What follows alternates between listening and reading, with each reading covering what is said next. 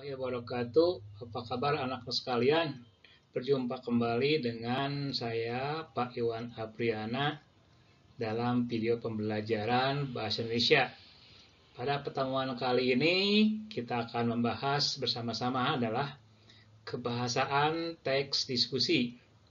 Oh ya, seperti yang telah kalian ketahui, pada pertemuan yang lalu sudah kita bahas mengenai struktur teks diskusi.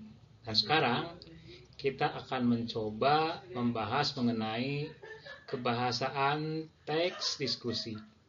Nah, untuk itu silakan kalian perhatikan video ini baik-baik. Yang pertama adalah Bapak ucapkan Assalamualaikum ya. Berjumpa kembali dengan Pak Iwan Guru Kuring dalam video pembelajaran Bahasa Indonesia.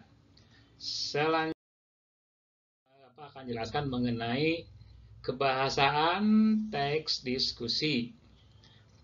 Silakan lihat video berikutnya. Ya, penggunaan kalimat dalam teks diskusi biasanya kita akan menjumpai kalimat yang digunakan dalam teks diskusi adalah yang menunjukkan waktu sekarang. Karena biasanya berbicara tentang permasalahan aktual. Kata-kata yang digunakan yang menunjukkan waktu kini dan menunjukkan apa yang sedang terjadi. Misalnya kata adalah, merupakan, sedang, artinya perlu bertindak, hentikan, selamatkan, perang, kehilangan, perbaiki. Itulah contoh kata yang menunjukkan waktu sekarang. Akan bahas mengenai kata yang mewakili pikiran dan perasaan yang dalamnya membawa emosi dari pandangan penulis. Misalnya kata percaya, yakin, pikir, rasa, suka, kagum, senang, terkejut, ragu, dan harap. Baik, berikutnya mengenai kata emotif, yaitu kata yang melibatkan pikiran pembaca seakan membaca melihat persoalan seperti yang kita pikirkan. Misalnya kata ganas, unik, liar, puas, berharga, istimewa, kumal, menakjubkan, berbahaya, brutal, sejuk, dan lembut.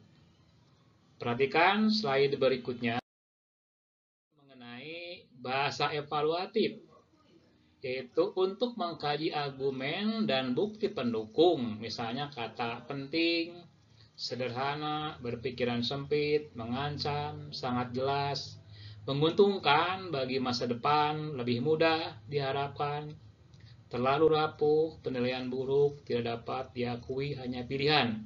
Itulah bahasa yang disebut dengan bahasa evaluatif. Berikutnya masih mengenai kebahasaan teks diskusi adalah derajat kepastian atau juga dikenal dengan kata yang menunjukkan modalitas. Seberapa pasti dengan pernyataanmu sendiri? Apakah kamu ingin membuat orang setuju dengan pendapatmu? Atau kamu ingin membuat orang menjadi ragu dengan pendapatmu? Maka kita mendapatkan kata-kata seperti dapat, akan, mesti, seharusnya, selalu, biasanya, hampir, nyaris, tidak pernah, kadang-kadang, umumnya, tentu, pasti, harus, tak perlu dipersoalkan, hampir tak pernah. Itulah kata-kata yang disebut dengan mengandung siri modalitas. Selanjutnya, penggunaan konjungsi pada penanda kohesi dan koherensi. Konjungsi yang digunakan untuk menggabungkan dua gagasan dalam satu kalimat atau yang disebut dengan sementara konektif. Jadi konjungsi adalah kata penghubung yang menggunakan untuk mengaitkan gagasan di antara kalimat dan paragraf yang berbeda. Misalnya, dan, tetapi, namun, bagaimanapun, alasan lain, mengapa, juga, dalam hal ini, atau pertama, kedua, akhirnya.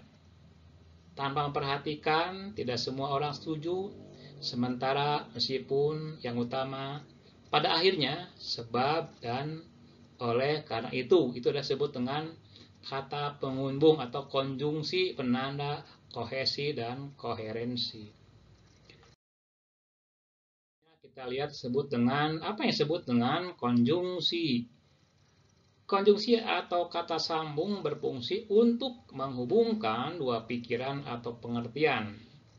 Kata seperti dan, kalau, dan, atau adalah kata konjungsi. Kata konjungsi dapat menghubungkan dua kata atau frase atau klausa dalam satu kalimat, atau menghubungkan antar kalimat dalam paragraf, atau disebut dengan konjungsi antar paragraf. Kita lihat pembagian konjungsi, apa saja yang termasuk dalam konjungsi. Perhatikan, yang pertama adalah konjungsi yang menunjukkan waktu.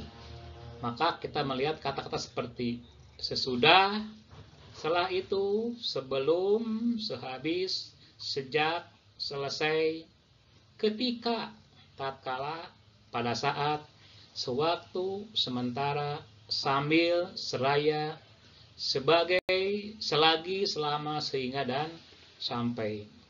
Kemudian ada kata konjungsi yang menunjukkan syarat. Misalnya jika, kalau, jikalau, asalkan, bila, manakala. Berikutnya adalah konjungsi yang menyatakan pengandaian. Contoh katanya adalah andaikan, seandainya, umpamanya, sekiranya. Baik, selanjutnya kita akan masih pembagian konjungsi, yaitu yang disebut dengan yang menyatakan tujuan. Itu digunakan kata agar, supaya, biar. Kemudian konjungsi yang menunjukkan konsesif, kendati pun, sungguh pun, biarpun, meskipun. Ada juga konjungsi yang menunjukkan kemiripan. Misalnya sebagai, laksana, bak. Kemudian konjungsi yang menunjukkan penyebaban. Itu contoh katanya adalah sebab, karena, karenanya, karena itu, oleh sebab itu. Berikutnya adalah kita akan masih bicara mengenai pembagian konjungsi, yaitu yang menunjukkan pengakibatan. Misalnya sehingga, sampai-sampai, makanya. Juga berikutnya adalah konjungsi yang menunjukkan penjelasan. Itu digunakan kata bahwa. Ada pula konjungsi yang menunjukkan cara. Itu digunakan kata dengan. Berikutnya adalah konjungsi yang menunjukkan harapan.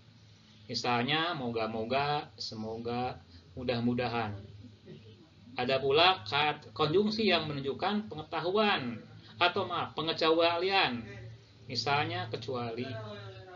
Dan konjungsi yang menunjukkan urutan, yaitu lalu, terus, kemudian.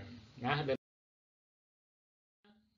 perjumpaan kita dengan Pak Iwan Apriana, si guru kuring, dalam membahas kebahasaan teks diskusi. Sampai berjumpa kembali dengan Pak Iwan Apriana, guru kuring, pada pembahasan materi berikutnya. Salam.